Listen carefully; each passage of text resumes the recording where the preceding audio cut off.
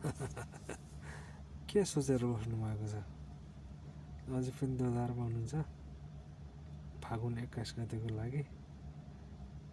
यदि दोधारमा हुन्छ भने तपाईँ फेरि पछाडि पढ्नुहुन्छ कि 5 सालको लागि पछाडि पढ्नुहुन्छ?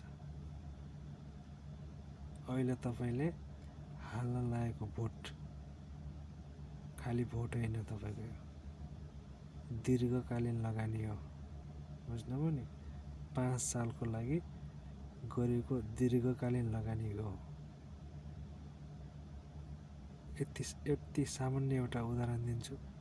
एउटा सेयर मार्केटमा एउटा सामान्य मान्छेले 1000 को लगानी गरेको छ भने हरेक दिन उसले बढेको कति बढ्यो कति घट्यो हरेक दिन अपडेट हुन्छ, उसलाई चासो हुन्छ। जम्मा 1000 को। यो भोट भनेको 1000 को होइन, हेर्नुहोस्, कयौँ लाखौँ गुना, लाखौँ करोडौँको बराबरको तपाईँको यो भोट हो। यदि सही ठाउँमा सही मान्छेलाई हाल्नु भएन भने तपाईँ 5 साल त तपाईँ रोएरै बस्नुहुन्छ। तपाईँको विदेशमा भएको श्रीमान, तपाईँको श्रीमती, तपाईँको छोराछोरी, तपाईँको इष्टमित्र, उसलाई पनि रोएर राख्नुहुन्छ। किनकि यिनीहरूले सही गलत मान्छेलाई भोट हाल्नु भने उनीहरूले सही नीति नियम कानुन बनाउन सक्दैनन्। हेर्नु भएको छ नि त। 30-35 वर्षमा मान्छे विदेशमा जाने सङ्ख्या कति बढ्यो? पहिला त थिएन। बुझ्नु भएको नि? त्यसकारण अहिलेको भोट यति बहुमूल्य छ कि पैसासँग तुलना नगर्नुहोस्। हरेक सन्ततिको भविष्यसँग तुलना गर्नुहोस्, सन्ततिको पुस्तासँग तुलना गर्नुहोस्।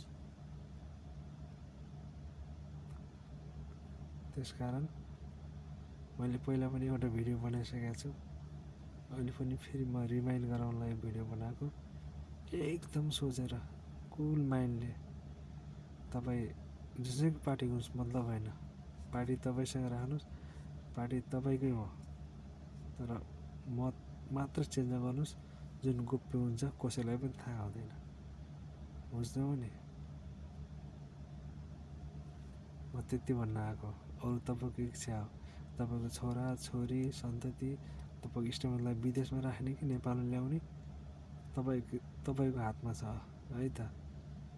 अन्य तपाईँको छोराछोरीको शिक्षा स्वास्थ्य भविष्य कस्तो गराउनु तपाईँको हातमा छ।